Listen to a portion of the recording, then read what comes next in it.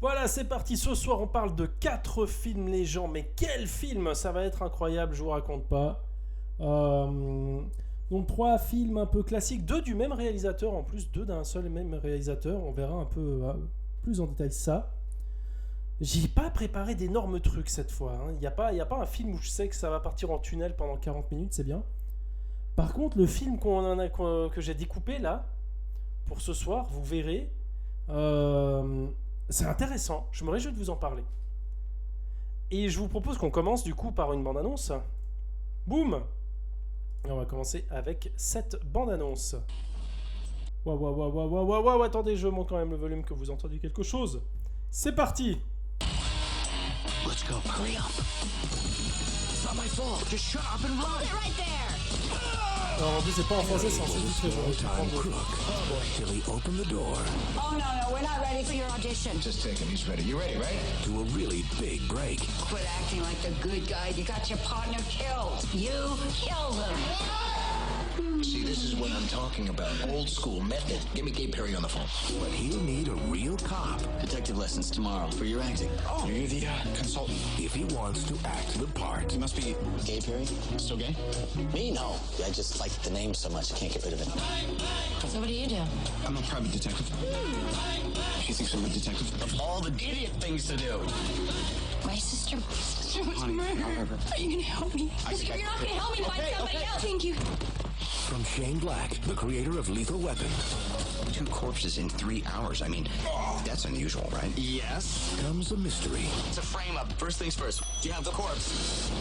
I got rid of it. You threw it away. Idiot. Ow. That starts with a kiss Why'd you lie to me? Ow! Did I just cut off your finger? Yeah. It's on the floor. Pick it up. Pick it up. and ends with a bang. Where is the girl? You put a live round in that gun. Oh, yeah, there was like an 8% chance. Who taught you math?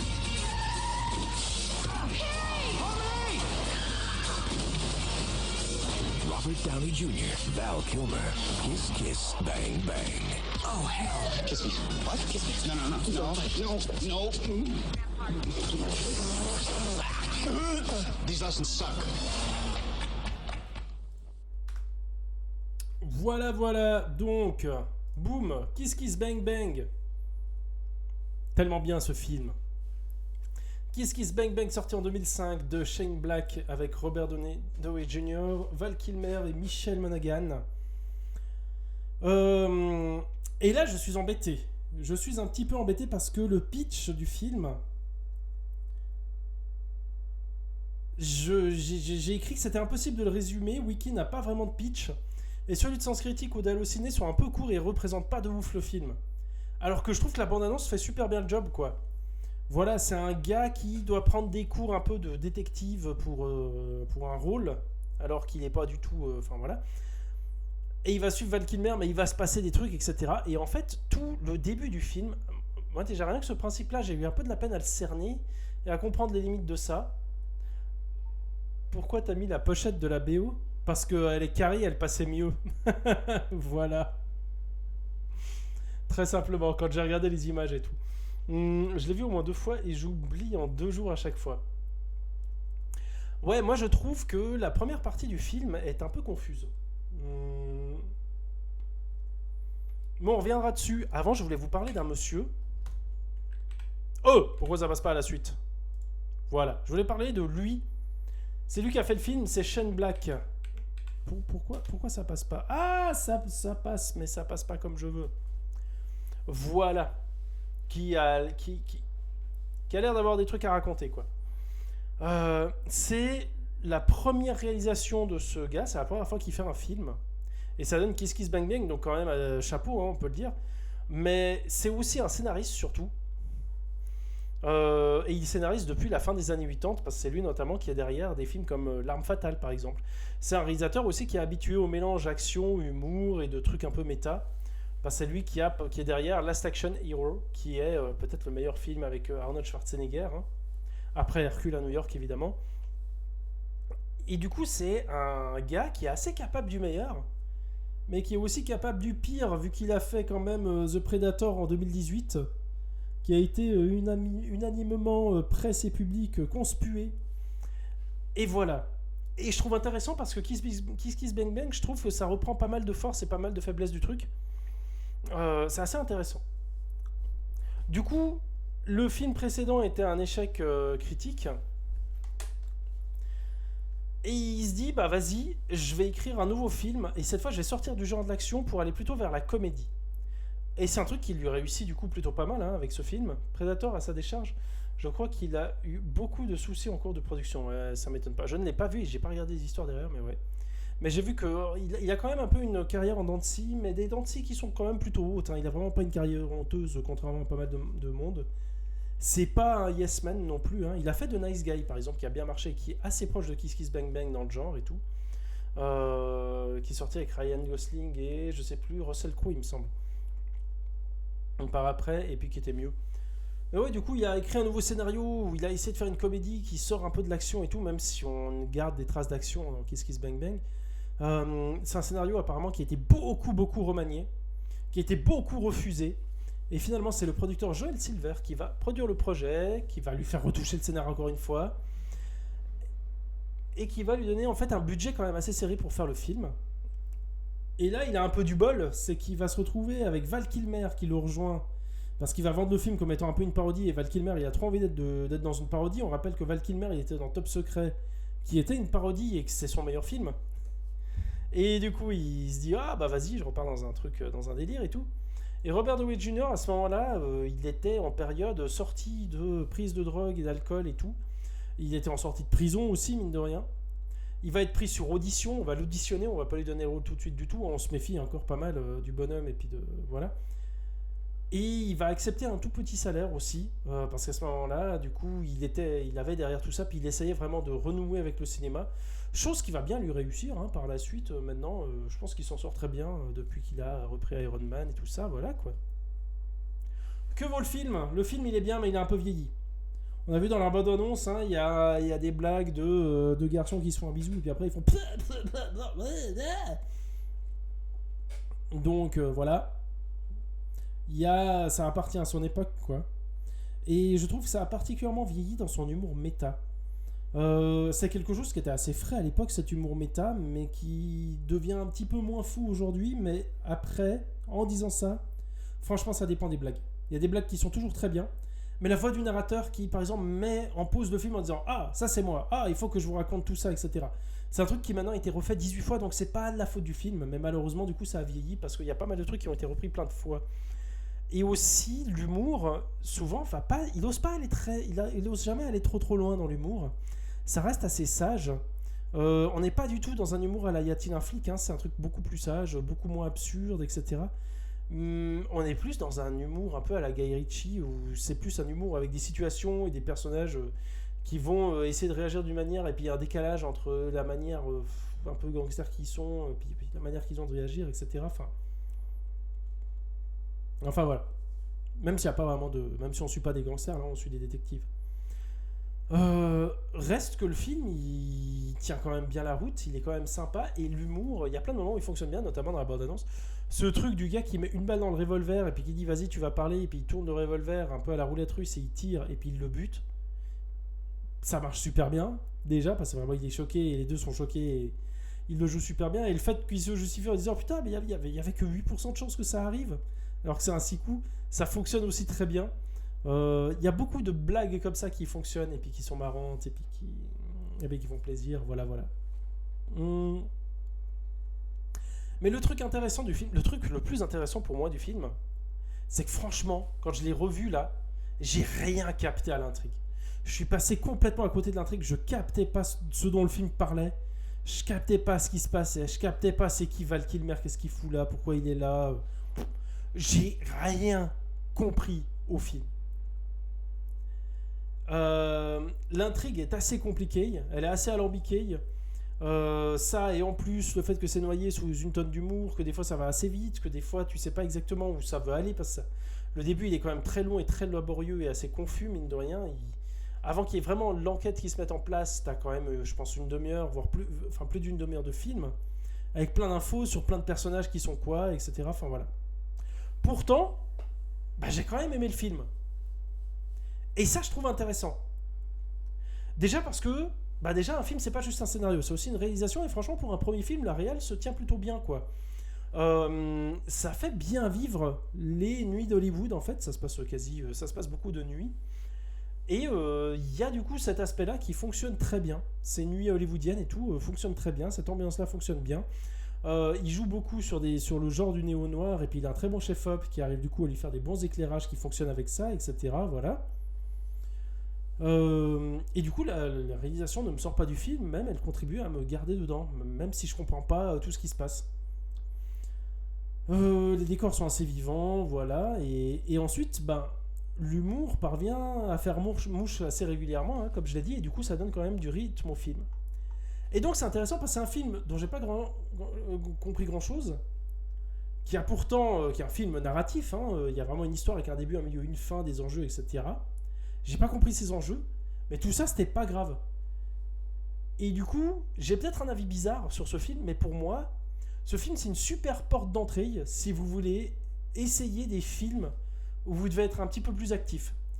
Où le film va pas vous prendre par la main du début à la fin, mais où c'est vous qui devez faire un petit effort aussi et de réfléchir à ce qui est en train de se passer, à ce que vous voyez pour comprendre vraiment où vous êtes emmené. Donc si vous voulez essayer d'avoir une petite porte sur un cinéma qui vous demande des fois de collaborer un peu plus avec lui, eh ben c'est un super film. Parce que, de 1, il n'a pas la couche arty qu'ont beaucoup de ces films plus intellectuels, qui vous demandent de plus réfléchir, etc. Et puis qui peuvent des fois être plus austères aussi. Et en même temps, 2, parce qu'il n'est pas incompréhensible du tout. Les choses font sens. Vous n'êtes pas devant genre un Inland Empire de David Lynch où le but c'est vraiment pas de comprendre le film, ça va être de ressentir un peu des trucs, etc. Non, là le scénario est quand même assez précis, etc. Seulement, vu qu'il est un petit peu confus au début, mine de rien, et puis qu'on t'installe pas mal de trucs, et puis qu'il faut quand même comprendre qui est qui, quels sont les personnages et quels sont leurs buts, et ben, puis c'est un film d'enquête aussi, ça vous pousse à être mis à contribution, quoi. Donc voilà, un film où tout n'est pas donné sur le plateau, et moi je trouve que c'est une bonne porte d'entrée. Comme beaucoup de films d'enquête, mine de rien, c'est souvent des bonnes portes d'entrée pour un cinéma qui est plus exigeant sans être plus exigeant, paradoxalement. Et pour moi, celui-là fait bien partie de ça, enfin voilà. Il reste aussi quand même, hein, mine de rien, ce que je dis là, je vous ai dit, hein, il n'est pas arty, il reste sur des rails hollywoodiennes.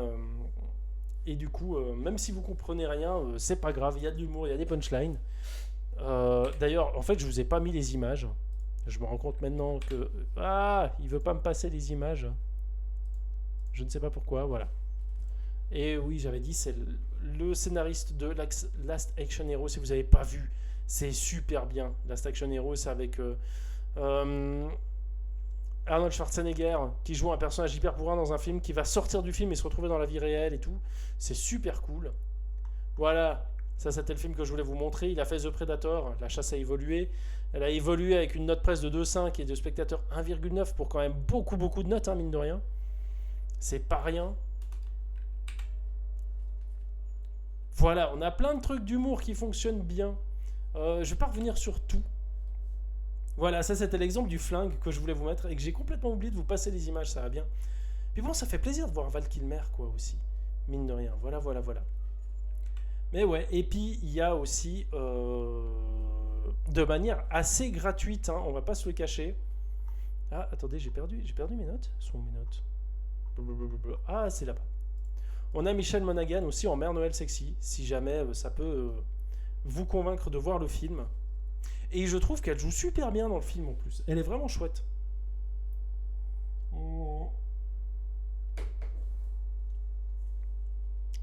Voilà. Ce qu'il y aurait à dire sur Kiss Kiss Bang Bang.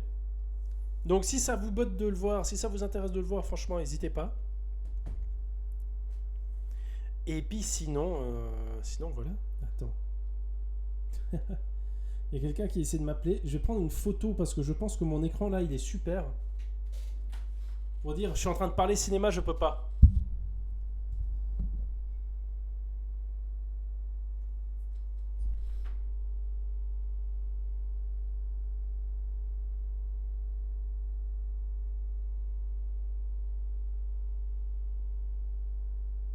Voilà, ça me fait rire.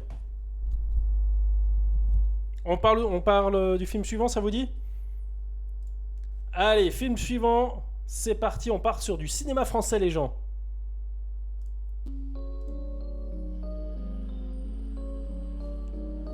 Tu couches avec qui en ce moment, Claire Dost? Je couche avec personne depuis 3 mois. Comment ça avec personne? Elle couche avec personne! Je te laisse encore 1 minute pour nous dire ce qu'on fait tous ici, parce que tu Bon, vois c'est pas juste un dîner. Demain, je vais avoir 35 ans et je veux vivre avec un homme. Ça fait 8 mois que j'essaie de choisir, mais j'arrive pas. Vous êtes tellement pareils. Alors je me suis dit que ce soir, en vous ayant comme ça, tous les 3 en face de moi, j'allais avoir comme un choc. C'est lié, flic, police. Où est le 4e invité?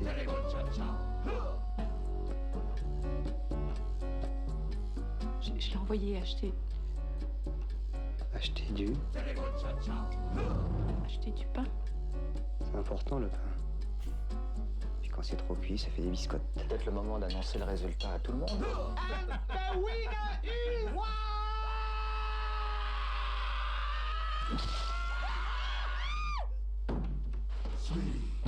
Votre corps m'intéresse pas.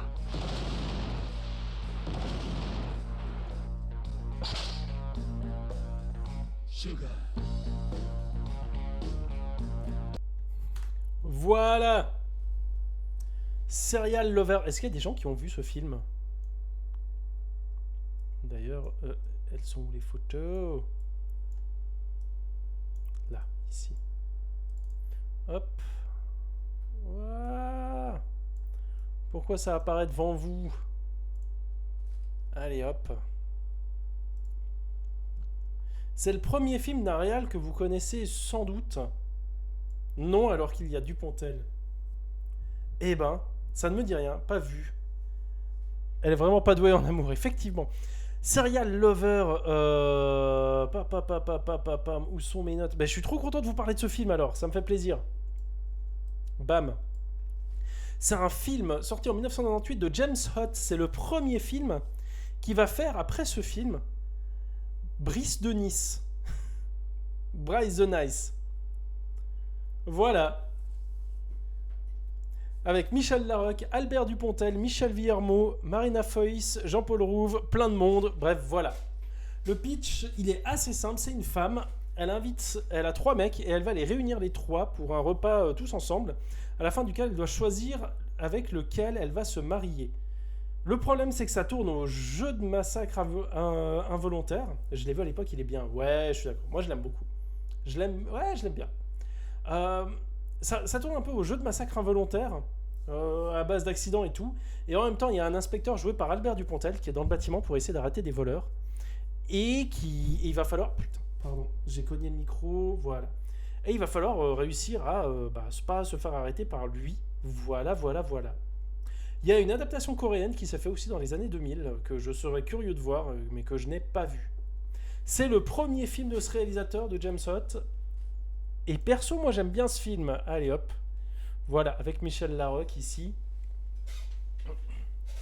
C'est une comédie dans la lignée des comédies un peu déjantées françaises, dans la continuité, notamment de ce qu'avait commencé à faire Dupontel, avec par exemple Bernie et le créateur notamment. Eh ben on est complètement dans cette lignée-là, et je pense que c'est pour ça qu'il se retrouve aussi dans ce film. Je pense qu'il a été une inspiration pour la création d'un film comme ça. C'est assez déjanté. Et c'est assez intéressant parce que je me disais, c'est presque un genre en soi. Il y a une espèce de pan de la comédie française qui est un peu punk, un peu provoque, et qui s'autorise le mauvais goût, je trouve. Parce que je trouve qu'il y a plein de plans.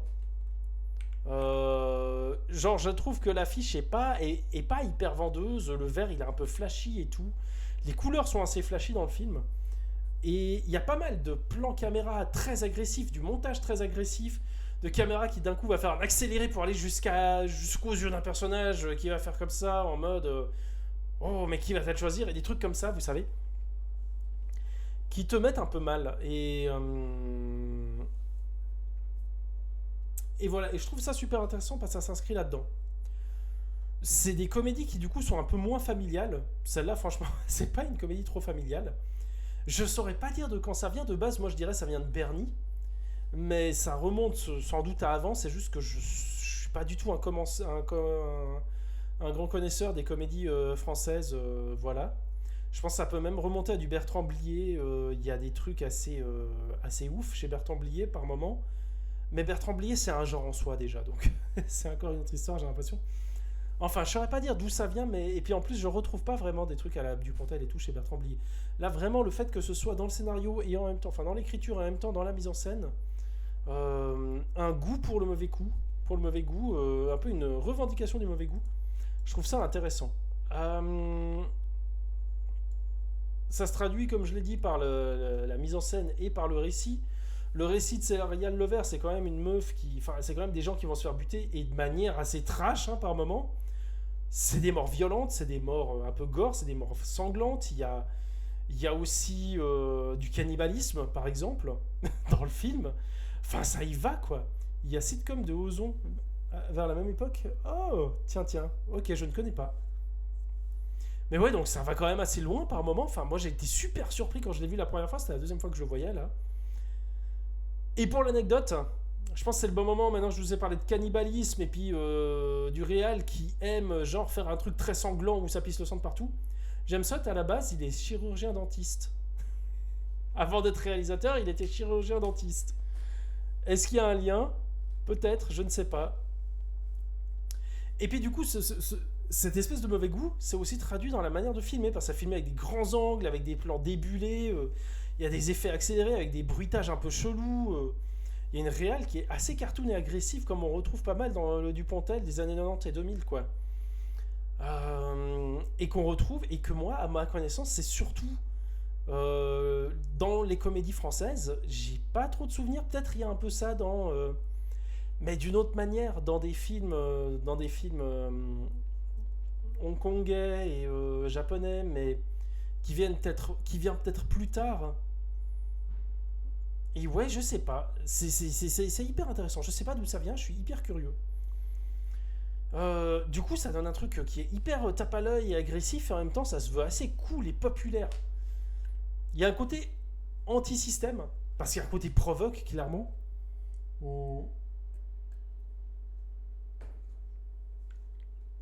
Et c'est un truc qu'on retrouve en plus, mais pas seulement dans les... Je pense maintenant, c'est un truc qu'on retrouve pas seulement du coup dans les films, dans les comédies, hein, mais aussi, j'ai perdu ce nom, Doberman par exemple.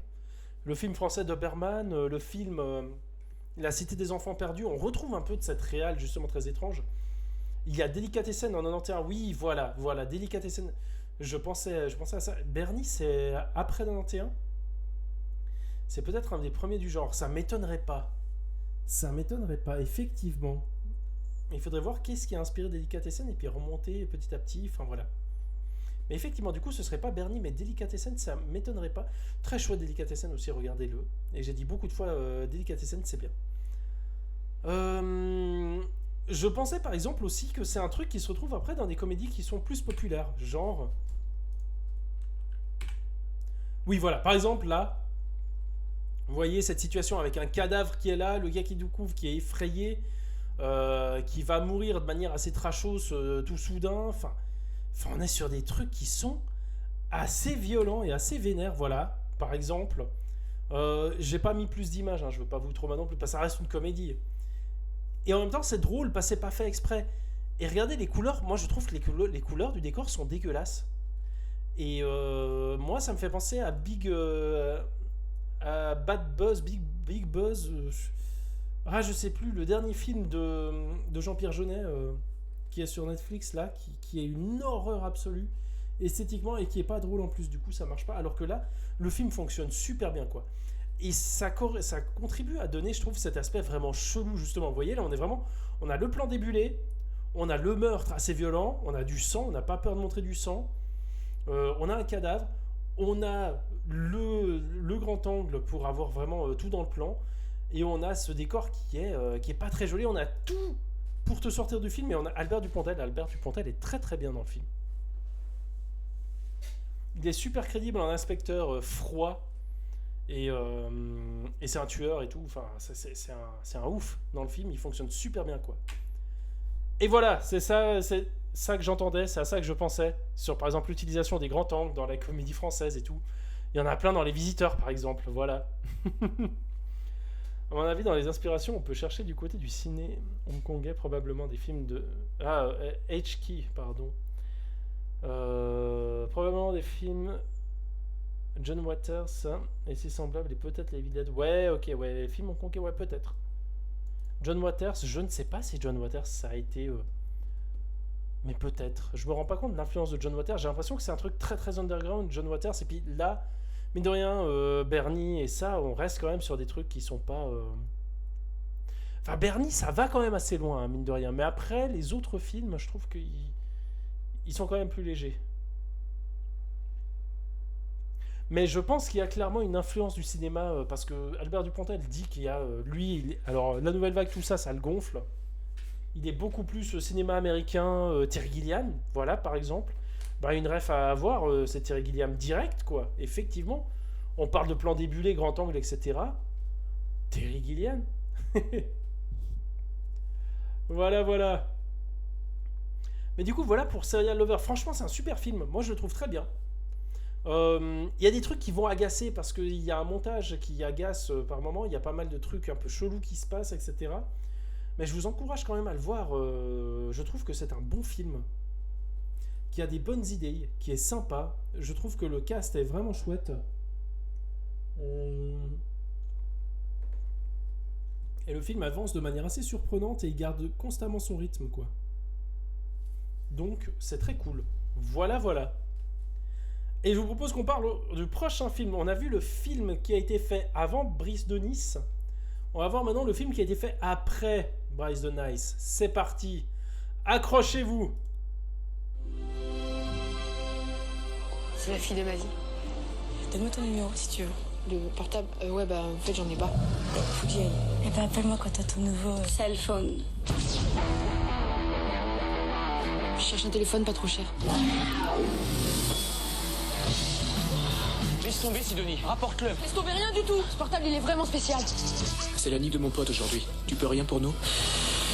Monsieur Soupir. Passez-moi ce truc. J'en ai marre de ces portables. J'avais prévenu.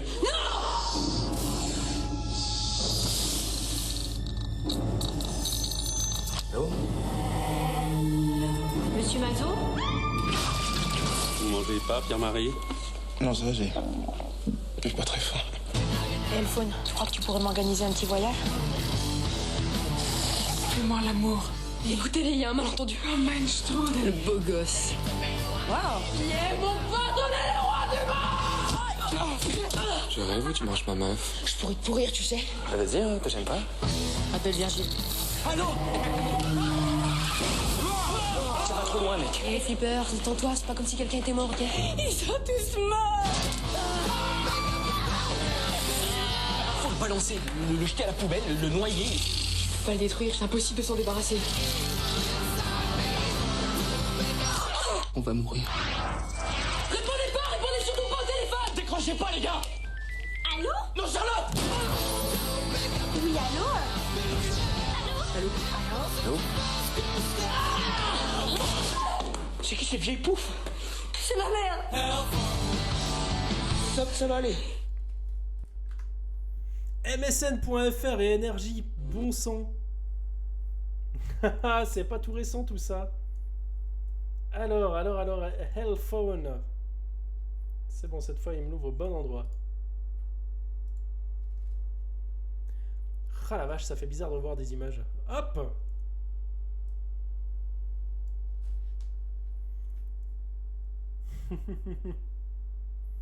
C'est underground, mais je crois que les réals de ces films sont des gosses de la génération Vidéo Club. Ils ont dû jouer tout ça quand ils étaient jeunes. Ouais, c'est pas faux. C'est daté, oui, clairement. Là, je vais vous montrer parce que là, on a vu Kiss Kiss Bang Bang. On a vu Serial Lover, là, ici. Et maintenant, on va parler de ça, là. Hellphone. Et si je vous montre le DVD, c'est pas pour faire mon connard en mode regardez, j'ai plein de films, etc. C'est parce que vraiment, j'ai acheté ça à la couverture. La couverture me vendait de l'angoisse. Et j'ai retourné le DVD et derrière, regardez, c'est comme ça déjà. Je trouve qu'esthétiquement, c'est incroyable avec ce téléphone et tout, les personnages, voilà.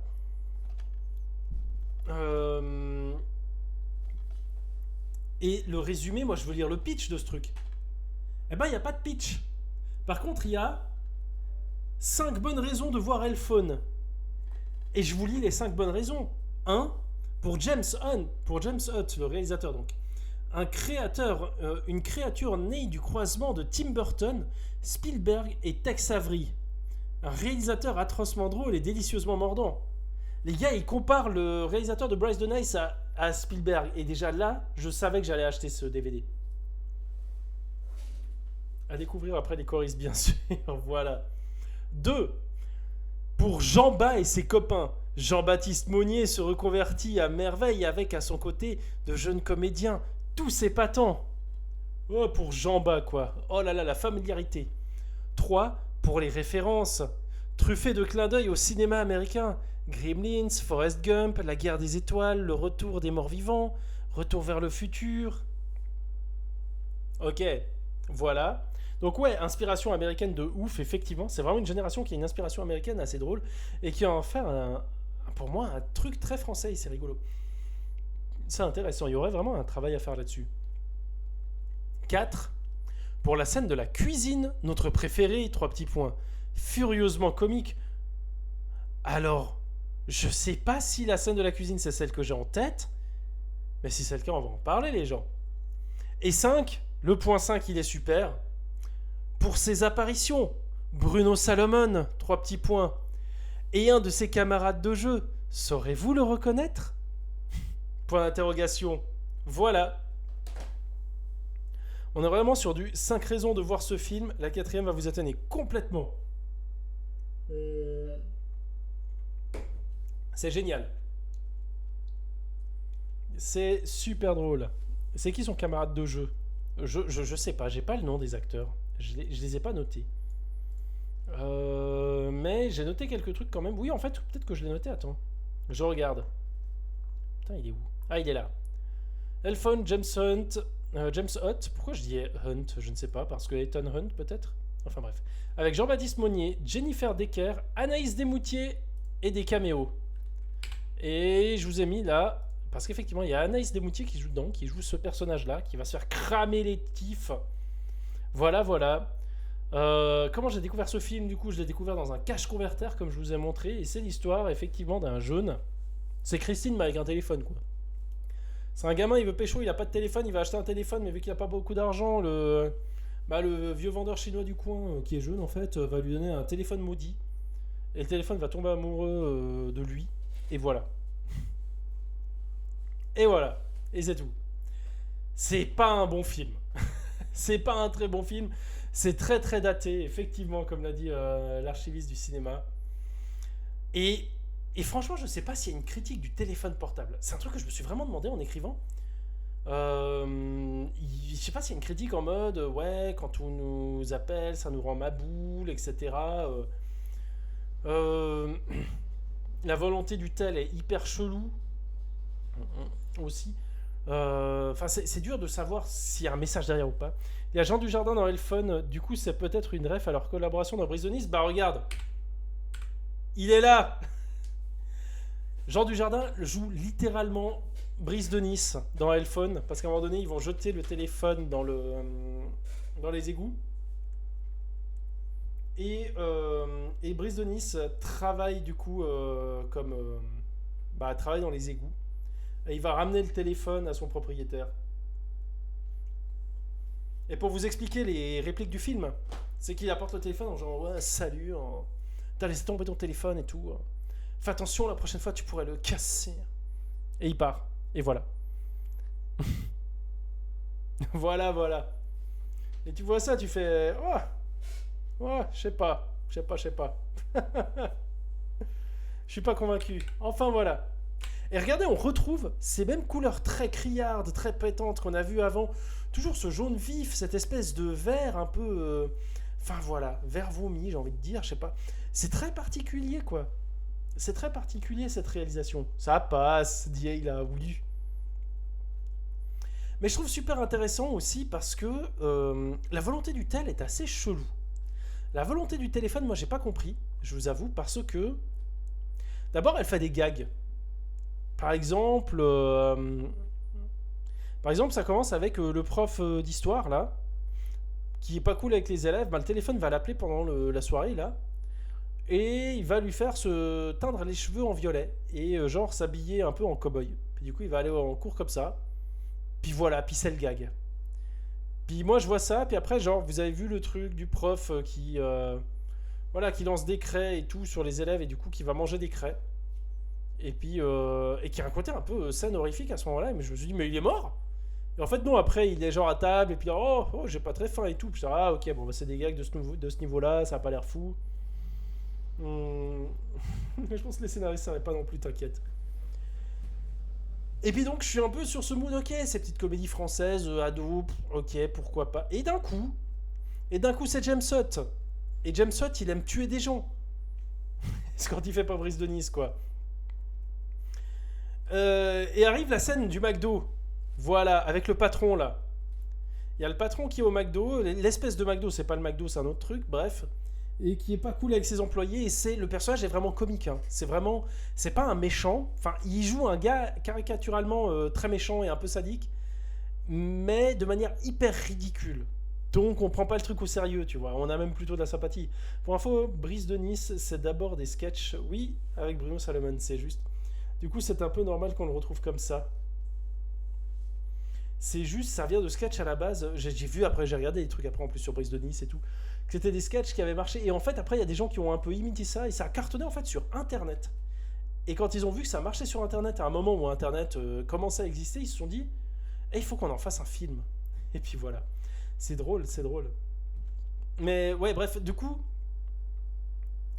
il y a ce petit patron là qui va d'un coup recevoir l'appel et qui va aller en cuisine et qui va se paner la tête, donc se rouler la tête dans la farine, enfin dans la panure et ça. Et puis c'est rigolo. Et après il va et t'as l'huile des frites en train de bouillir, tu sais, et il enlève les frites et il plonge la tête dans l'huile. Et là je suis en mode, attends, mais c'est pas rigolo. Et là je me suis dit, mais quoi? Attends, mais c'est violent comme gag. Et la comédie gentille là d'un coup se change en slasher parce qu'en plus c'est filmé. Le fait qu'il ressort sa tête du truc et il a la gueule panée, il est déformé et c'est dégueulasse et il meurt comme ça, le gars. C'est horrible. Et vraiment j'étais choqué, j'étais devant, j'ai fait quoi? Ah bon? Mais c'est quoi le ton du film? Attends, hein? Vraiment? Parce que jusque là c'était tout gentil. Pourquoi là je me retrouve avec un mec qui se trempe la tête dans l'huile et puis ça fait pas un escargot tout chaud, ça fait un mec mais... Enfin, il a la tête cramée, c'est dégueulasse. Enfin, voilà. Et il y a plein de morts. D'un coup, ça devient un slasher où tous les persos que t'as vus depuis le début du film, ils meurent tous les uns après les autres. Sans que tu comprennes vraiment pourquoi. Et des morts absurdes, c'est drôle, ça se veut drôle. Mais c'est trash, vraiment. C'est quand même trash, hein. Voilà, par exemple, elle qui se prend plein de couteaux. C'est assez graphique, hein, voilà. Mais ça va, enfin, c'est encore... Voilà, le plan fait que c'est pas non plus... En fait, c'est pas hyper réaliste non plus, donc ça permet de mettre une distance et de pas faire un truc purement trash. Mais avec les idées en soi, excellent, tape le bout de ses doigts, putain. Mais juste le fait que, ouais, ça a été imaginé comme ça et tout, t'es là, oh la vache! Voilà, et ce personnage qui meurt avec, mais vraiment, enfin, c'est violent. Et je crois que j'en ai mis encore un. Oui, j'ai mis la prof là. Elle, par exemple, qui est sympa, qui elle, par contre, elle a jamais été méchante comme l'autre. C'est une prof normale, tu sais, qui à un moment donné, il y en a une qui a les cheveux qui crament à cause de l'appel. Elle va utiliser l'extincteur et tout pour éteindre. Et à un moment donné, le téléphone va l'appeler, la prof. Et la prof, elle fait quoi? Elle, la pauvre dame, elle va prendre un tube d'acide et boire l'acide et ça lui fait fondre l'intérieur des entrailles. C'est dégueulasse. C'est horrible. Et le film te tourne ça en gag et t'es là, mais pourquoi c'est drôle? Je comprends pas. Elle a été une méchante, c'est une prof normale, c'est compatible. J'ai été prof, on est tous gentils les profs. Ouais, c'est violent. Mais vraiment, tu la vois, puis en plus, boire au ralenti le truc, et puis t'es là, oh, et toi, tu sais que c'est de l'acide, et tous les élèves hallucinent et tout. Puis vraiment, et puis elle meurt, et c'est horrible. Sous l'influence d'Aurélien, c'est possiblement C16. J'ai revu Sinister hier, quoi? Enfin, voilà. Très étrange, ce ton. J'ai été prof aussi, et je revendique ma médaille d'odieux personnage. Ah ouais, t'as été prof de quoi? Pourquoi? Ah oui, parce que des fois je fais comme ça et du coup ça me fait partir loin. Attendez, j'ai mal à la gorge. Je parle trop aigu ce soir, du coup ça me fait mal à la gorge, j'ai l'impression. Voilà, donc la comédie gentille, ça devient un slasher. Et du coup, on est dans la lignée de Serial Lover, hein, il y a un truc. Donc, si vous devez retenir un truc ce soir, c'est que le réalisateur de Bryce the Nice, c'est un sérieux psychopathe. Enfin, c'est un... Oh, non. Je retire. C'est que le réalisateur de Bryce the Nice, c'est un chirurgien dentiste qui a décidé de faire des films trash au cinéma. Et d'un coup, au milieu de tout ça, il s'est dit, vas-y, je vais faire Bryce the Nice. Voilà. Voilà, ça c'est, je pense, le plus important à retenir, quoi. Sinon, le film est quand même beaucoup moins maîtrisé que Serial Lover. Tu le subis plus que Serial Lover par moment. Et notamment, genre, l'intelligence du téléphone n'est pas hyper claire. Le téléphone va être protecteur avec le gamin et va du coup faire genre tuer ceux qui sont pas sympas avec lui, puis après tuer même ceux qui n'ont pas grand chose à voir. Enfin bref. Et à un moment donné, tu sais pas pourquoi. Le téléphone, il va appeler la mère du meilleur pote du héros. Il va lui dire, vas-y, baise-le. C'est à quoi? C'est hyper chelou. Et du coup, ça sort un peu au milieu de nulle part. Et ça donne une scène hyper malaisante, justement, d'une actrice qui a, genre, la quarantaine, qui va essayer de se taper un gamin qui a l'air d'avoir 15 ans, tu sais. C'est hyper un peu... ça te met pas très bien, j'avoue. Et moi, j'ai pas trouvé ça très drôle. Et c'est un peu le moment où moi j'arrête de m'interroger sur les velléités du téléphone, mais plutôt je commence à réfléchir au fantasme du scénariste qui voulait voir l'actrice en tenue sexy, parce que du coup elle est en tenue sexy, en string et tout, qui essaye de se taper un ado, et là ça devient vraiment un peu malaisant, quoi. Le téléphone aime les scènes gratuites, ouais, c'est clairement ça. Toujours aussi bien avec de la tension, mais je confirme, pas au point d'avoir peur, ouais. On a Macron, c'est normal en France. Putain, c'est... La bastos gratos, c'est bien. Mais ouais, et du coup, ça sort un peu du scénario parce que le téléphone, du coup, c'est pas hyper cohérent ce qu'il fait. Autre problème, l'origine du téléphone. L'origine du téléphone, ok, je veux bien, c'est une référence à Gremlin, super, c'est sympa. Mais par contre, quand ton téléphone, il a des pouvoirs magiques comme ça, et que tu te dis, putain, j'arrive pas à m'en débarrasser, je sais pas quoi faire. Et moi, le premier truc que je fais, c'est que je retourne chez le vendeur, puis je fais, remboursez-moi, il est défectueux votre truc là. Il fait jamais ça. Même pour essayer de comprendre comment fonctionne le téléphone, il fait jamais ça. Et pour moi, ça, c'est un énorme problème du film. Moi, tout le long, j'étais en mode, il va retourner là-bas. Il va y avoir une histoire du téléphone. Et en fait, non, le téléphone n'a aucune histoire. Le téléphone est un prétexte, du coup. Il n'y a pas de scénario. Il n'y a pas la volonté de construire quelque chose de solide. Il y a la volonté de trouver un prétexte pour faire des scènes trash et pour faire une MILF qui veut se taper un ado. Voilà, donc il n'y a pas d'explication à tout ça, et c'est un peu, voilà, le récit, c'est un prétexte pour aligner en fait des scènes qui étaient imaginées, je pense, déjà avant, et il s'est dit, vas-y, j'ai trop envie de faire une meuf qui boit de l'acide, un gars qui se trempe la tête dans de l'acide, dans du... Ouais, des trucs, en plus, pas mal de trucs par rapport au corps qu'ils font, c'est rigolo, ça. Enfin bref, en tout cas, les deux trucs là, voilà. Perso, ça me pose pas problème à la base quand le récit il est secondaire. Le problème, c'est que là, le récit il est pas du tout secondaire, il est au premier plan, mais il est complètement inconsistant, donc ça pose un problème assez pas fou. Du coup, c'est un ovni, hein. C'est un film, un ovni qui est pas fou, qui a quelques scènes qui sont pas mal, qui a quelques gags qui fonctionnent aussi. On est loin, je trouve, de Serial Lovers, mais par contre, il y a de l'imagination qui est mise au service d'un réal, une imagination plutôt au service d'une réalisation, d'une manière de réaliser, et une mise en scène qui là encore est assez agressive et des fois assez intéressante. Pour rentrer, si on veut parler de ce corpus, quoi, c'est un immanquable de ce corpus, je pense.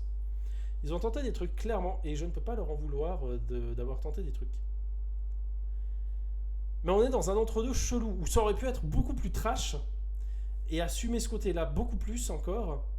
Et on serait dans un film, genre on serait dans un film à la Audition où c'est un film d'amour et puis d'un coup tourne en torture porn d'un coup.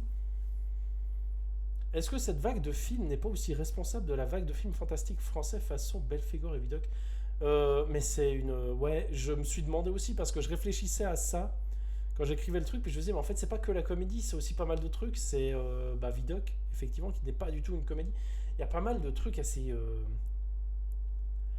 C'est un cinéma qui a voulu imiter le cinéma américain et qui, je pense, a voulu faire aussi avec les moyens du bord. Et je pense qu'après, mine de rien, le cinéma, c'est quand même un petit entre-soi. Et à partir du moment où t'as quelqu'un qui va dire « Ouais, mais pour filmer le grand angle, c'est vraiment le mieux, regarde Délicatessen comme ça a cartonné. » Il y en a plein qui reprennent ça et c'est un truc, genre, ça devient une manière de faire. Et bon, le film reste sympathique pour un truc. Il y a une histoire d'amour d'ado, et moi je craque toujours sur les histoires d'amour d'ado, je trouve ça trop chou à chaque fois. C'est trop bien, ça me fout de la nostalgie d'histoire d'amour d'ado. Et voilà. Et voilà, et voilà, et voilà.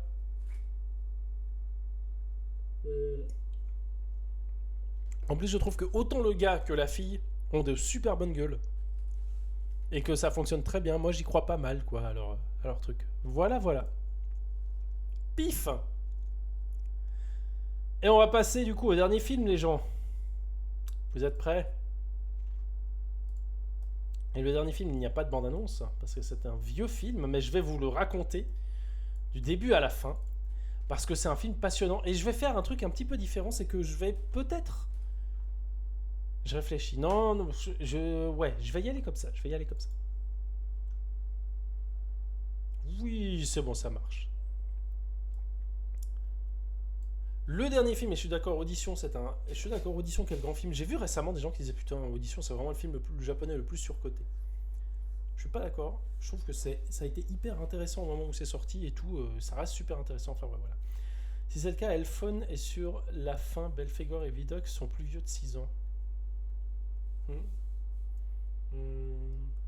Ouais, mais les années 2000, les comédies françaises années 2000, il y a un corpus de fou à étudier. Années 90, 2000, je pense. Enfin, ouais, voilà. Enfin, bref. Je pense que Elphone, on arrivait sur la fin de cette vague.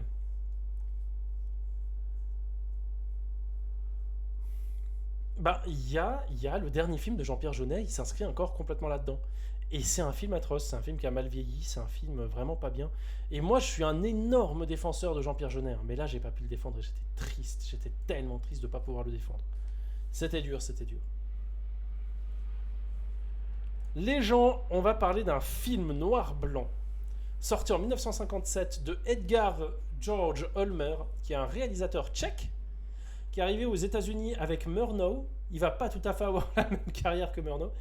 Un film avec John Agar, Gloria Talbot et Arthur Shields, qui est, regardez ici, là, que j'ai vu parce que j'ai un coffret que j'aime bien, coffret Dr. Jekyll et Mr. Hyde, et c'est ce plein d'adaptations de Dr. Jekyll et Mr. Hyde. Voilà, je trouve qu'il est bien fait, en plus je le trouve assez joli le coffret, enfin bref, voilà. J'avais parlé du film noir-blanc déjà, d'un ou deux films justement dessus, mais voilà. Et là on va parler du film de 1957, qui est la fille du Dr. Jekyll. En fascinant qu'on peut relire avec cette ambiance, il y a un film chinois de Zhang Yimou, Keep Cool, qui fait tellement en sorte de pousser les potards d'imitation de Wong Kar-wai à fond, que ça devient un truc à côté duquel même Jean-Marie Poiré se calme. Ok, je connais pas du tout. D'ailleurs, il y a une rétrospective Wong Kar-wai en ce moment à la Cinémathèque de Lausanne, si jamais c'est ça, si tu veux qu'on aille voir un film un de ces jours, n'hésite pas à me dire. Ça fait longtemps que j'ai pas vu du Wong Kar-wai, et moi, j'avoue que quand j'ai vu du Wong Kar-wai, j'avais pas croché. C'est sur YouTube et je le trouve fabuleux. Ok, il y a un goût. On avait parlé du film muet il y a longtemps, tu sais bien, je l'avais mis dans mes notes et puis là je vous l'ai ressorti. Si longtemps que je ne suis pas sûr qu'il est sur la VOD, je suis assez sûr qu'il n'est pas sur la VOD d'ailleurs. Alors c'est parti, je vais vous parler de ce film et vous verrez, c'est très vous verrez. Comment vous pitchez ça? Je suis super intéressé par une vision du film, par un truc du film. Enfin, vous allez voir. Et je pense que vous allez vite comprendre. En fait, il y a plein de trucs intéressants sur ce film. Allez, on va y aller. Moi, 2046, c'est un de mes films préférés de tout le temps. Putain, il faut que je le regarde, il faut que je le revoie. Je me souviens que j'avais vu, je sais plus, son plus connu, j'ai plus son nom, j'avais vraiment pas accroché. Et après, j'en ai essayé 2 ou 3 autres, et vraiment, jamais j'ai accroché. Et le seul que j'ai vraiment apprécié, c'était le film qu'il a fait aux États-Unis. Donc je me suis senti indigne de lui. Mais si je le revois maintenant, peut-être que je vais surkiffer. En cas de plainte, voir auprès du marque-page. Je le tiens pour responsable de ce que je dis sur son chat. De ce que je dis sur son chat. Pas de problème, c'est parti.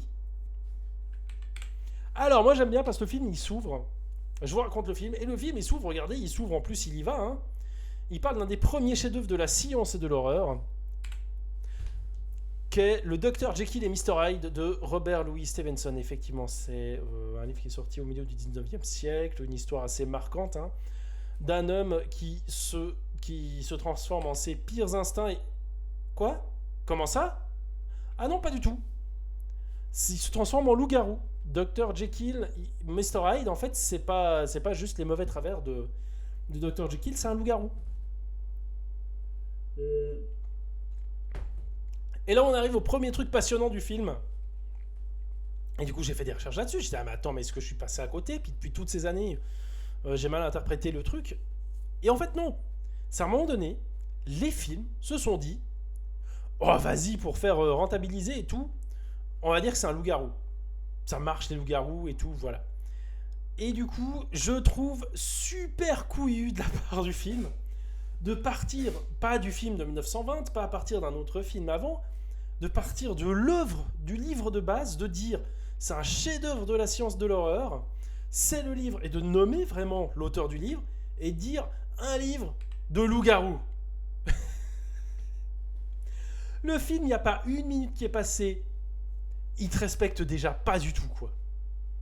Et ça, moi, j'étais content. Ça, moi, je me suis dit, ça, quand je vais vous en parler, peut-être que je vais en faire un film en 25 frames, on verra ce que le film a dans le ventre après. Et j'ai pas été déçu, les gens.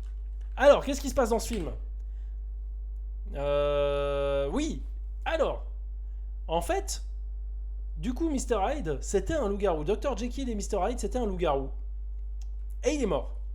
Et la nouvelle s'est répandue partout qu'il y avait ce truc, qu'il y avait eu un loup-garou, mais qu'il était mort, et maintenant ça va. Mais attention, c'est un truc qui existe. Donc on est dans un univers où on sait que ça peut exister. Et ça, c'est super important pour la suite. Donc boum, on a le titre qui apparaît, et maintenant on rentre en plein dans l'histoire. Vous êtes prêts? C'est parti. Alors on est sur un couple, cette jeune fille et ce jeune monsieur, qui vont voir ce professeur dans une grande maison. Et là c'est déjà intéressant parce que elle, c'est pas n'importe qui, et ben c'est comme le titre l'indique, c'est la fille du Dr. Jekyll. Et lui, c'est qui le beau mec là? Et ben c'est le petit copain de la fille. Il n'était pas attendu, il débarque un peu à l'improviste, et le professeur il est en mode ok, bonjour, bienvenue. Ils sont pas tout seuls. Tiens, il y a l'arrêt sur l'image qui est là, c'est bien.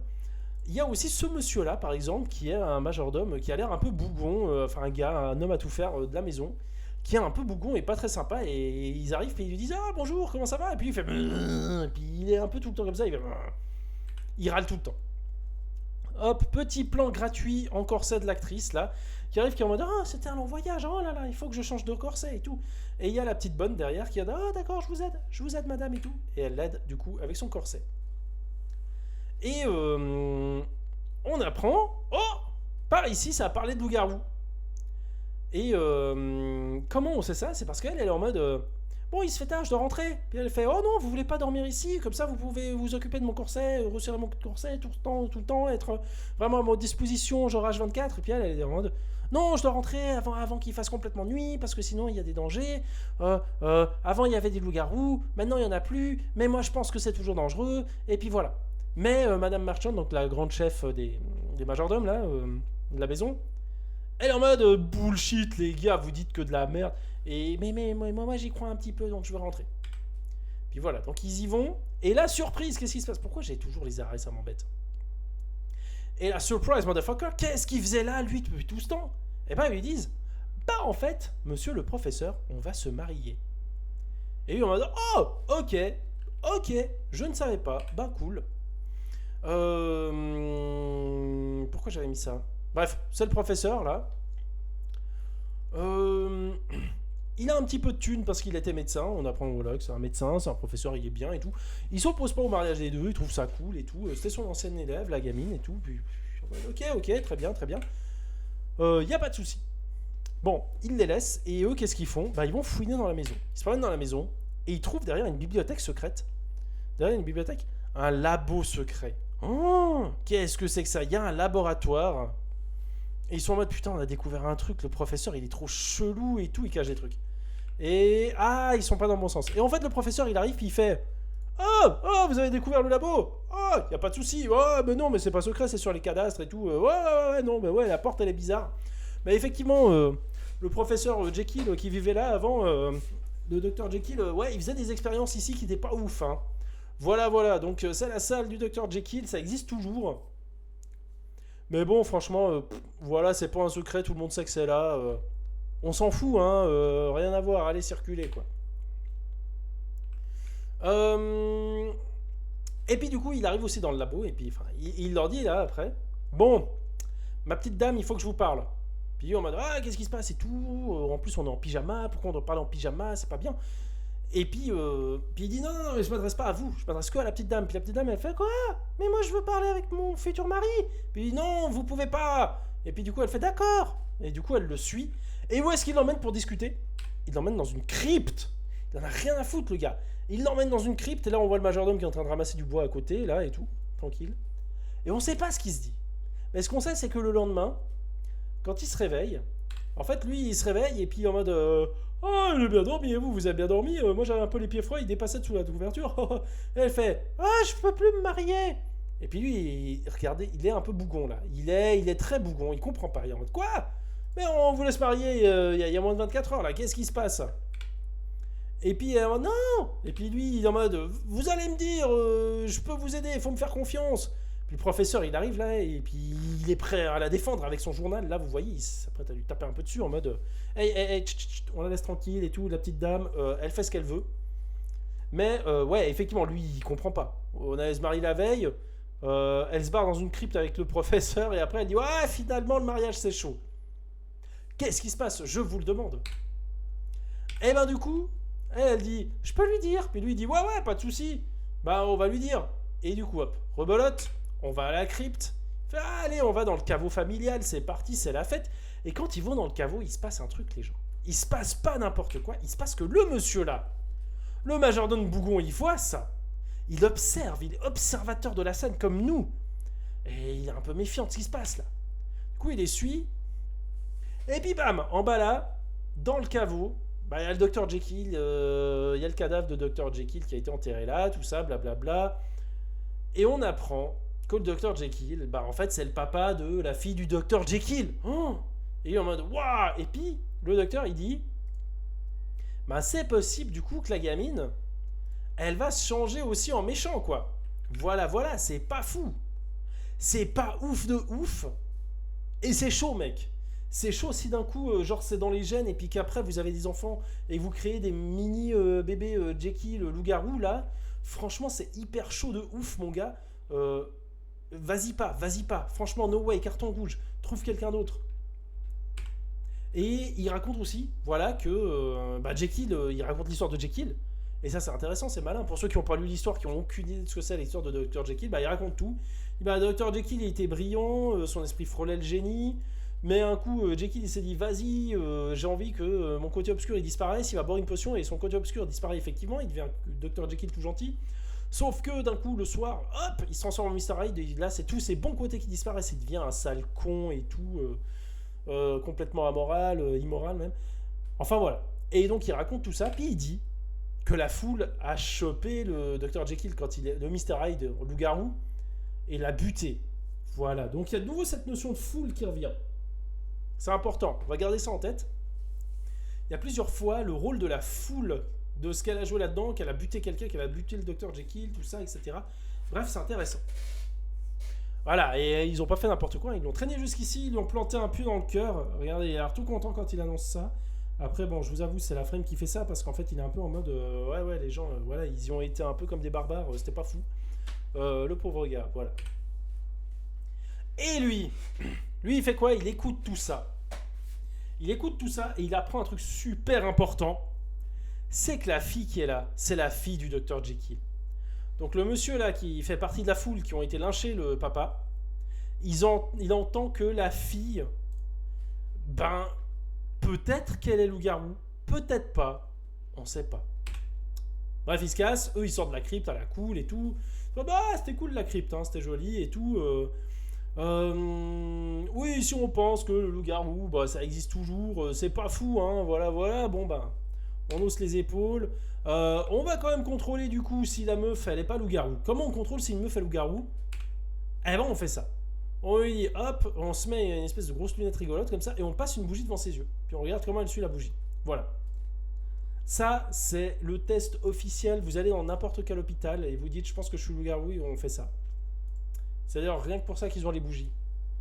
Pour ça, puis pour des invocations satanistes aussi s'ils en ont besoin, mais ça c'est vraiment dans les pires cas. Voilà, donc c'est très très professionnel, c'est un professeur, hein, il faut croire tout ce qui est fait, évidemment. Hein. Voilà, donc il fait 2-3 tests. Elle va se coucher parce qu'elle est épuisée après avoir suivi des yeux la flamme toute la journée. Hein. C'est pas juste un test d'ophtalmo, ils sont confondus, c'est une bonne question. La lune se lève, puis elle est en mode « Oh, je dois rentrer !» Puis elle fait « Non, mais restez !» Puis elle fait « Non !» Puis elle fait « Mais si, mais non, mais si !» Et c'est comme ça un petit moment, puis finalement elle se casse au moment où la lune se lève, donc c'est pas fou. Elle se barre pendant la nuit. Et elle rêve pendant la nuit. Et regardez, elle fait des rêves en surimpression. Donc voilà, elle s'imagine courir dans la forêt. Elle s'imagine faire des trucs chelous. Et elle s'imagine un petit peu être pas nette, quoi. Quand elle se réveille, bam, il y a de la terre, ça va pas du tout. On voit que sa robe, là, elle est un peu tachée, etc. Quand elle se regarde dans le miroir, voilà ce qu'elle voit. Je trouve ce plan génial, entre parenthèses. Le plan est effrayant. Vraiment, le plan, il est vraiment cool. En plus, avec les bras comme ça, les mains comme ça, et puis ces espèces de trucs derrière. Je trouve ce plan terrifiant. Premier degré. C'est très bien. Et les yeux sont hyper chelous. Bref, elle se regarde dans le miroir, et puis son reflet, il se transforme. C'est pas cool de la part du reflet, quoi. Ça lui fout un peu l'angoisse. On va pas se le cacher. Et en plus, c'est pas ça le pire, c'est que la chef, là... elle a laissé cramer les toasts. Elle va dire, ça va pas. Elle a mal dormi. Lui, il peut plus parier, il a un peu mal dormi. Il y a juste le professeur où, ça va, lui, ça lui change pas la vie, quoi. Et surtout, il y a un autre truc qui va pas, c'est que la meuf qui a dit faut que je parte avant qu'il fasse nuit, et qui est partie pas avant qu'il fasse nuit, en fait, elle est pas venue bosser ce matin. Mais où c'est-il qu'elle est-il pas? Eh ben, elle est là, les gens. C'est le monsieur Bougon qui l'amène, qui amène plutôt son cadavre. Regardez, on voit que c'est un cadavre parce qu'il y a une trace sur le cou, là. Elle a été attaquée et elle a été butée. Et c'est terrible, mais qui a bien pu faire ça? Et lui, il dit, je trouvais le cadavre, il était tout mutilé. C'est un loup-garou. C'est un loup-garou 100%. Et il dit, ça va continuer tant que l'autre me fait là. Je vais me chercher à boire, je reviens parce que j'ai mal à la gorge.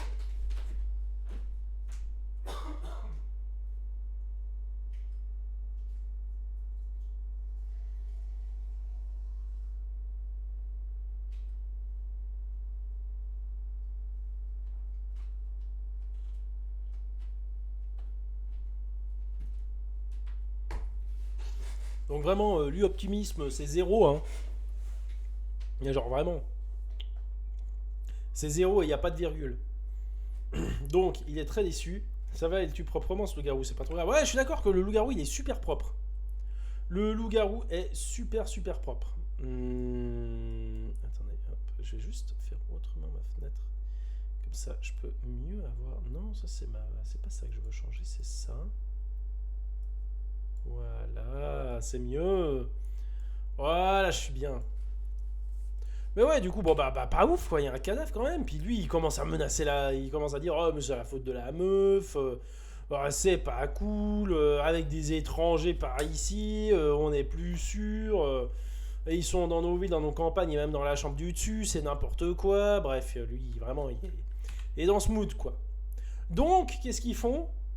Bah déjà, ils renvoient le gars, ils disent non mais casse-toi, tu saoules tout le monde avec tes histoires, t'es bête, arrête d'être bête, casse-toi, file. Ils disent bon, ce soir, vous allez vous coucher, vous allez pioncer, mais comme une masse, et nous, on va veiller à côté, ou bien devant la porte de la chambre, quoi. On va s'assurer que vous tuez personne, voilà. Puis elle fait, mais si je suis loup-garou, et puis que du coup, je vous attaque. Puis eux, ils font, rien du tout. Bref, elle va se coucher, oh, pleine lune. Et regardez, ils insistent vraiment, le truc, tout l'imaginaire du loup-garou, je trouve ça incroyable. Donc c'est la pleine lune pour la deuxième nuit d'affilée, là, ça va être chaud. Qu'est-ce qui se passe? Bah de nouveau, elle fait des rêves chelous, ça part dans tous les sens. Qu'est-ce qu'elle a bien pu manger et tout. Elle se réveille. De nouveau, elle est couverte de terre, des griffures, des machins. Enfin bref, il n'y a rien qui va, elle est dans un pauvre état. Et lui arrive, il fait, ah mais pourtant on surveillait tous. Et puis le prof il fait, oups, me suis endormi. Oh là là. Mais même pas ça, il dit, oh j'ai dû m'assoupir un moment. Oh là, oh c'est plus de mon âge tout ça. C'est pas plutôt un défaut de la pellicule? Non, c'est bien la lune. Voilà, donc elle est en mode, oh non, mais j'ai tué des gens, c'est n'importe quoi, j'ai encore tué des gens, je veux plus tuer des gens. Et lui, il essaie de la raisonner, il dit, non mais meuf, lui, c'est monsieur rationnel. Parce qu'il dit, on est au XXe siècle, l'époque n'est plus de superstition. Ces conneries-là de loup-garou et tout, ça n'existe pas, c'est des bêtises. Arrêtez de croire ça. Elle fait, mais je crois que je suis loup-garou. Puis lui, il dit, mais non, viens, on se marie. Et le docteur, il fait, mais non, puis de toute façon, en plus, vous pouviez pas sortir par la chambre parce qu'on est devant la porte. Du coup, si vous êtes sorti, c'est par la fenêtre, mais c'est trop haut, et puis il n'y a aucune trace en bas. Et regardez, et puis il va regarder à la fenêtre. Et putain, il y a des traces en bas. Et du coup, il referme la fenêtre, puis il fait, poum poudoum poudou, mais il dit rien du tout. Parce qu'il y a lui qui a débarqué, là, en pleine fête. Puis qu'il est en mode, je sais que vous êtes la fille du Dr Jekyll, donc lui, il va carte sur table. Lui, il est en mode, je connais vos origines, je sais d'où vous venez, je veux que vous y retourniez, etc. Bref, il est vraiment dans ce mood-là. Hein. Vraiment pas agréable. Il est en mode, on est en train de se faire grand remplacer par les loups-garous, c'est n'importe quoi. Moi, je vais voter pour le Borgne, là, vous allez voir, ça va être une autre histoire. Bref, il fout vraiment pas la bonne ambiance dans la maison, là, vraiment. Et ça saoule tout le monde, du coup, il le dégage, hein, encore une fois. Il est en mode, bah, c'est toi le premier qui doit dégager, connard. Et elle est en mode, j'ai peur. Et lui, il est en mode, mais non, tranquille, t'es pas loup-garou, ça existe pas, c'est n'importe quoi et tout. Même dans le livre d'original, il n'y a pas de loup-garou, donc calme-toi, pète un coup, tout va bien. Ils vont dans la crypte, je sais plus pourquoi. Ils vont retourner faire un tour à la crypte, voilà. En général, quand ils vont se promener dans ce film, c'est toujours à la crypte.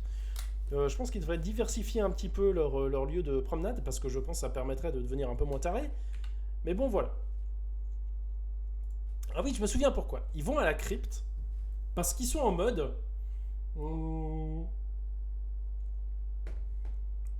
Ouais, mais peut-être que si on étudie le corps du gars, bah en fait, on découvrira les gènes et tout machin, et puis on fait un prélèvement sur elle, puis on regarde si les gènes c'est les mêmes, et puis on sait du coup si elle est loup-garou ou pas.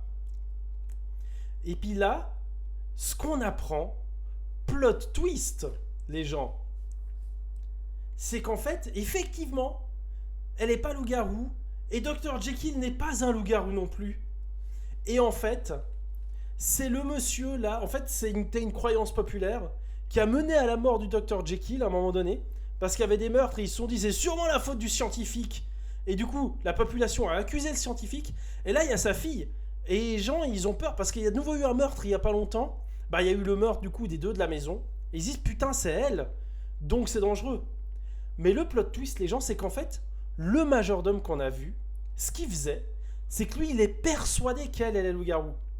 Donc c'est lui qui a tué les autres personnages pour faire porter le chapeau sur elle, pour qu'elle ne tue personne et la dégager très vite pour protéger le village. Ouais voilà, Jekyll il était juste myope et ils se sont plantés sur l'examen. Et je trouve ça génial.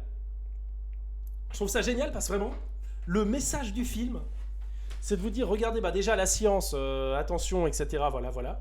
Et je trouve trop malin qu'en fait, le gars est plein de, entre guillemets, bonnes intentions, c'est-à-dire que lui, il est en mode, putain, elle, c'est un danger pour le village. Elle va peut-être buter des gens.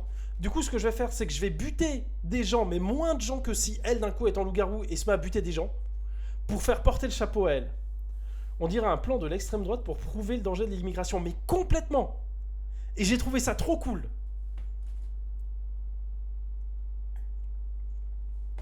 Du coup, je trouve le film fascinant à cause de ça.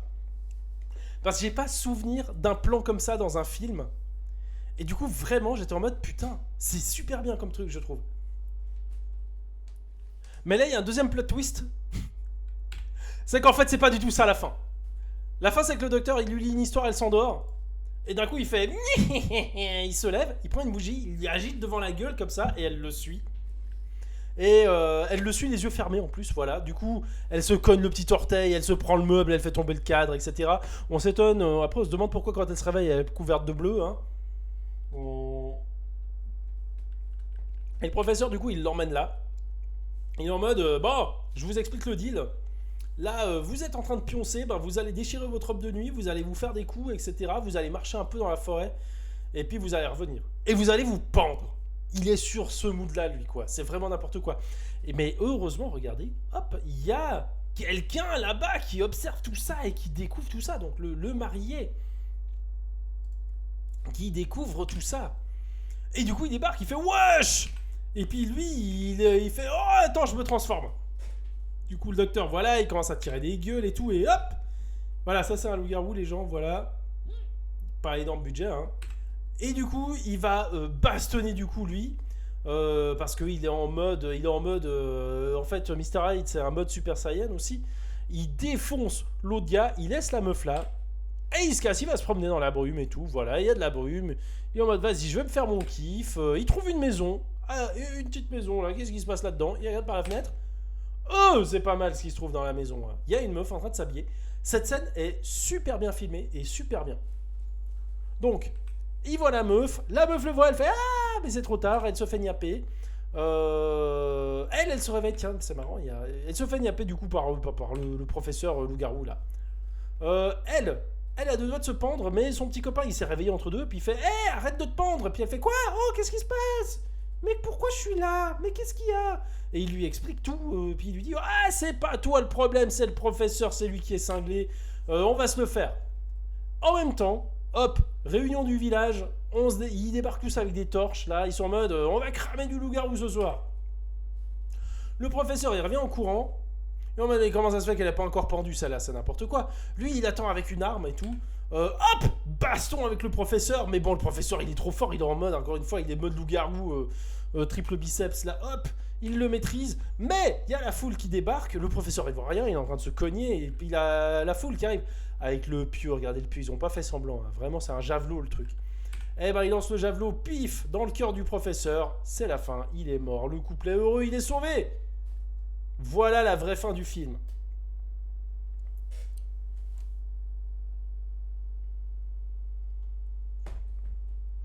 Du coup, je vous ai menti. Je vous ai menti sur les 10 dernières minutes du film. Parce que je trouve que, en fait, le film, j'ai commencé à imaginer ça, en me disant, mais ce serait hyper intéressant que c'est ce personnage, et en fait, tout fonctionne par rapport à ça. Ouais, les loups-garous existent. Et en fait, le film fonctionne super bien, je trouve, par rapport à ça, par rapport au fait qu'il y a eu même ça pourrait être un Dr. Jekyll qui a tué, et qu'en fait, le peuple, enfin les gens, ont peur que la fille va se transformer, et du coup, le gars, pour convaincre les gens qu'il faut se débarrasser de la fille, il va tuer des gens pour faire porter le chapeau à elle, et puis qu'elle dégage, même si elle est peut-être innocente, peut-être pas, il se dit, il faut pas prendre de risques, on la dégage. Et je trouve ça super cool. Et vraiment, le film, la manière dont il était construit et dont il avançait, je me disais, putain, mais c'est trop bien s'il fait ça. Je trouverais ça super intéressant. Et en fait, non, ils font en mode, oh, je suis hypnotisé. Et puis, je suis là, oh la vache, c'est nul. Wolverine, vu ses poils, c'en est forcément un ouais de ouf. C'est bien possible. Oh, pardon, j'ai cogné le micro, je suis désolé. Du coup, je trouve que le film a un propos passionnant. Jusqu'à ces 10 dernières minutes, et j'étais tellement frustré, je me suis dit, putain, il faut refaire un film. Il faut refaire une adaptation comme ça, de Dr. Jekyll, Mr. Hyde, de même du Vampire Dracula, un truc comme ça, et retourner le code, et faire que c'est pas un film de vampire, mais c'est fait. En fait, c'est un film de gens qui croient que ça existe et qui veulent se prémunir contre ça et qui du coup font de la merde parce que ça n'existe pas, c'est scientifique, etc. Je trouverais ça passionnant. Je sais pas s'il y a des films qui ont fait ça, mais on a besoin de ça aujourd'hui. Voilà. J'ai trop envie de faire un film là-dessus qui prend une direction différente et peut-être que j'en ferai un cinespace parce que je pense que le propos est super intéressant du coup. Je trouve que ouais, et c'est marrant parce que du coup je trouve que le film passe complètement à côté de ce qu'il pourrait être. Il pourrait être ce truc incroyable et il passe complètement à côté de son potentiel à cause des 10 dernières minutes et parce qu'il n'a pas été pensé comme ça, il a été pensé dans un truc hyper classique qui sort pas des clous, voilà. Et donc je me suis demandé, est-ce que là j'ai pas un problème d'avoir le biais de vouloir que le film soit quelque chose qu'il n'est pas. Enfin, je me suis pas demandé. En fait, je me suis dit, non, mais attends. Le film, là, je suis en train d'avoir le biais de vouloir que le film soit quelque chose qu'il n'est pas. C'est ce que je me suis dit. Puis après, j'ai réfléchi et je me suis dit, non, mais attends. En quoi c'est un biais? Et... Ok, je juge le film sur ce qu'il n'est pas. Mais... En quoi c'est un mauvais biais, finalement? En fait, je trouve que c'est même plutôt une bonne chose. Parce que du coup, ça me permet de réinventer le film et de le rapprocher de quelque chose qui, à mon sens, est plus intéressant que ce qu'il est vraiment, en tout cas pour moi. Dans mon interprétation et dans ce que je recherche dans le cinéma et dans les films, je trouve que cette interprétation est plus intéressante que la fin qui est proposée. Et parce que si j'en reviens vraiment de manière très terre-à-terre au film, le film a des moments, il a des scènes qui sont très bien, il a été tourné à l'arrache et il y a quelques scènes, il y a une ou deux scènes où tu vois que le réal a eu le temps de les poser et tout, et ça fonctionne super bien.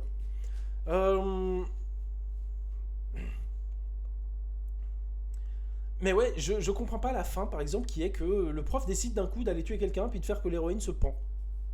Pourquoi? Ok, puis après il fait quoi? Il peut plus tuer personne, du coup. Il n'y aura plus d'alibi. Et puis le coup de l'hypnose, putain, quoi. Le coup de l'hypnose, c'est pas possible. Moi, j'en peux plus de ça.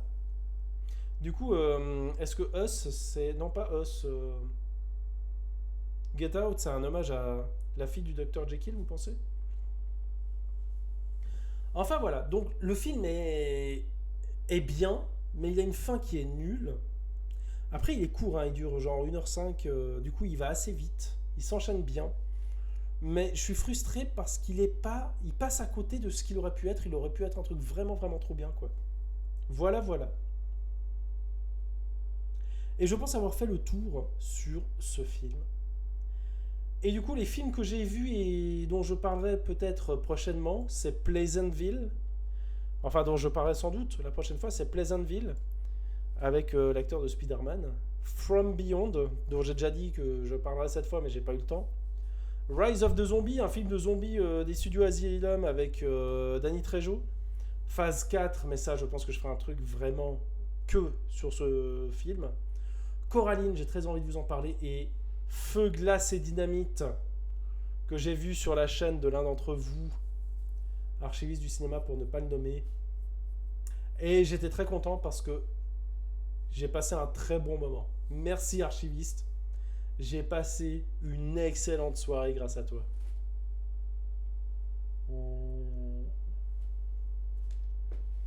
Dire qu'il y a quelques années, Rodriguez faisait un film sur l'hypnose.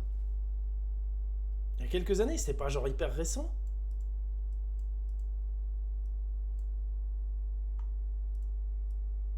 Attends. C'est pas Spirale ou un truc comme ça?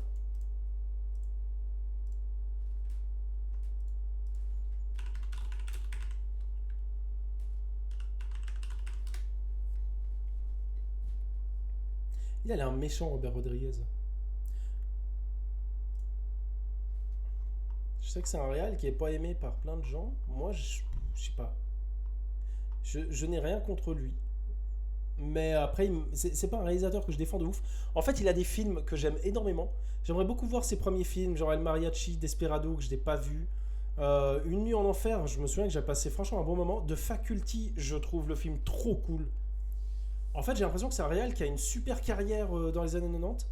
Et que d'un coup, il fait Spy Kids. Alors, Spy Kids, moi, quand j'étais gamin, je trouvais ça cool.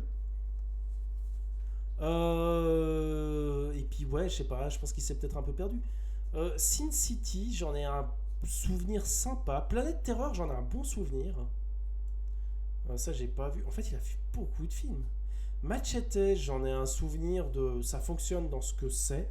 Machete Kills, j'en ai un bon souvenir dans ce que c'est, encore une fois. J'ai pas vu après tout le reste. J'ai vu Alita, que j'ai trouvé sympa.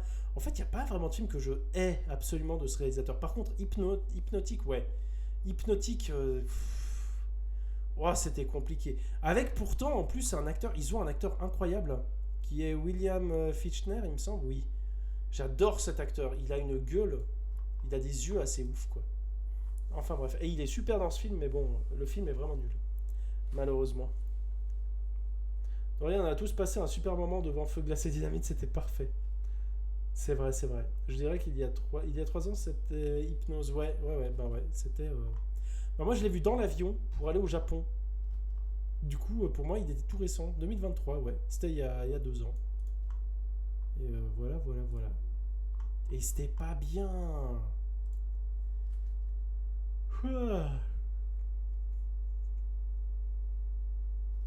C'était pas bien du tout. Ah, il est sorti en France... Ah ouais, au Festival de Cannes, en séance de minuit au Festival de Cannes, le 26 mai 2023, ok.